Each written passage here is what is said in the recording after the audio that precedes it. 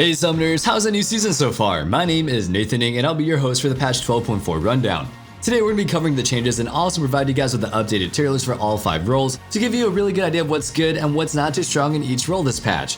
Make sure you subscribe because we'll be creating a ton of content covering season 12 and you definitely don't want to miss out. Before we get into the actual balance changes, let's look at one thing that everybody can agree that Riot does well, the skins. When Firelight Echo was first previewed last year, players were pretty upset with how poorly Riot had done with the skin. Specifically, the sound effects weren't really up to par. The skin was pushed back so Riot could make some changes, and now that they have, it's back on the PvE so you can probably expect it this patch. Aside from that, the Shockblade line is being revived, with Kassadin, Shen, and Qiyana all getting some skins that look pretty damn awesome. Now let's go over some system changes. In case you haven't played League in the past few weeks or just have no awareness of your surroundings, a new overpowered strat with very little counterplay has developed. Now instead of sweating with wave management and trading with the enemy laner, you just pick a support and roam. New creative strats are what keeps League alive, but this strategy is too easy to execute and so incredibly strong. So much so that Riot had no choice but to try to get rid of it or at least make it less consistent. The solution they came up was this. The minion farming penalty has been heavily increased. Prior to this patch, farming 4 minions per minute would activate it, but now farming just 2 CS per minute before 5 minutes will incur the penalty. Also, the farming penalty is harsher in the earlier stages of the game. Farm bounties have now adjusted based on the number of income on each team, so you won't get the bonus gold for killing the enemy top laner when he has free farms. Objective bounty gold leads are now halved when you have more than one support item on the team, and the objective bounty lingering has been reduced from 15 seconds down to 5. So what does this all mean? Well, it definitely hurts the strat when you rely on the support item for bonus gold, but I'm not sure if that's enough to kill it or not. For one, nerfing something that's really OP doesn't automatically just make it bad. It could still be more than good. Really, this change just makes it so you don't always have bounties to fall back on. If you're playing from even or ahead, this doesn't matter at all. Second thing to think about is that you may just be able to forego the support item altogether. Yeah, a support item does give a lot of extra gold generation, but the reason this strat works so well is that the champions that use it don't really need that much gold to begin with. In summary, I think it's the total end of the top lane support things, but this strat definitely won't be the overwhelming best option for top laners. We'll take a guess at where the champions fall in our tier list for now and adjust as needed for our mid-patch update next week. Anyway, that covers the system changes, so let's talk about how those changes, as well as the balance changes for the champions themselves, will affect our tier list. First, we'll start off with the top laners. Janna and Rakan are still going to be put into the A tier until we get more data once the patch goes live. Like I said, when talking about the system changes, we really don't know whether the strat will be less consistent or entirely dead, so check back and see in a week. Set was in our S tier before this patch, but upon further review, we decided to move him down to the A tier. He really just isn't as scary of a pick to deal with as the other champions we have in our S tier, and the buffs that he's getting on this patch aren't enough to change that. Zeri's moving down to the B tier for now, but honestly, this massive list of changes might be enough to make her entirely unviable top lane. We'll have to see how she does after the changes and make adjustments to the tier list from there. Some extra armor will definitely help some of the closer bruiser matchups that Rumble struggles with in the top lane. But it's pretty likely that he'll still struggle pretty badly with the OP power picks in the top lane, so don't just blindly lock him in every game. Try to lock him in as a counter pick.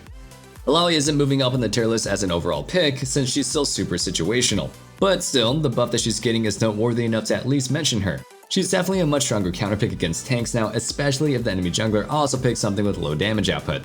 Now, for the jungle, here's our list. Amumu goes up to the S tier. He was already performing decently, but Riot decided to give him some love over other champions that could use it a lot more for some reason.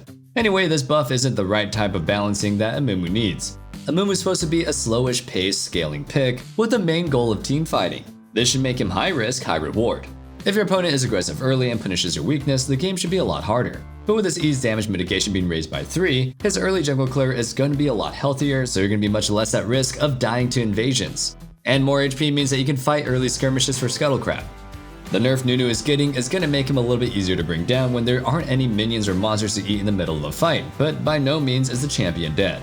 He's going to have a ton of gank pressure, easy objective control, and be a big force in team fights. For now, we'll list him as an S tier, but there's still a strong chance that he moves into the OP tier soon. Qiyana wasn't on our list for the jungle, but now she is. With the changes on this patch, he's going to be B tier at best. Qiyana relies on snowballing fast and hard, so by losing a lot of her burst damage in the early trades, she'll be doing that less consistently. Now here's our mid lane tier list. Rumble moves up to the S tier this patch. He was already a super dominant force in the mid lane prior to the buffs that he's been given.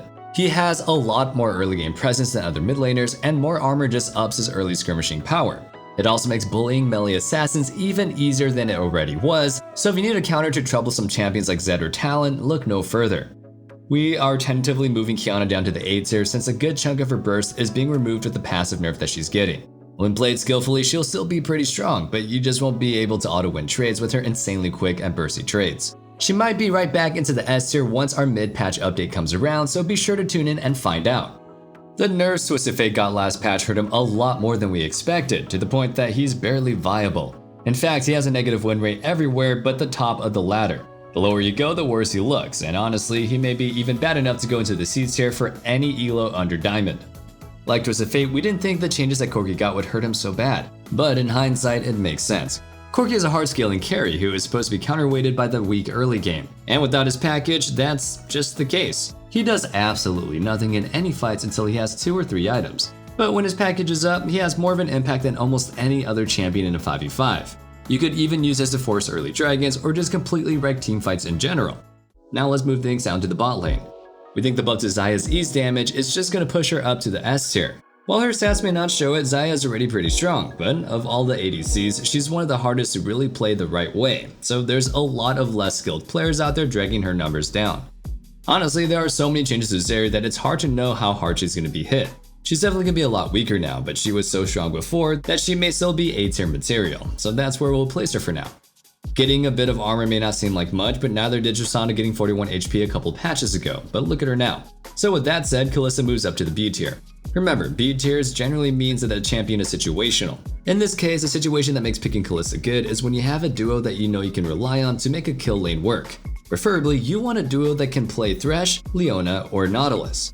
A good, coordinated bot lane duo playing one of these combos should make Kalista into an A tier or even S tier champion with good enough mechanics.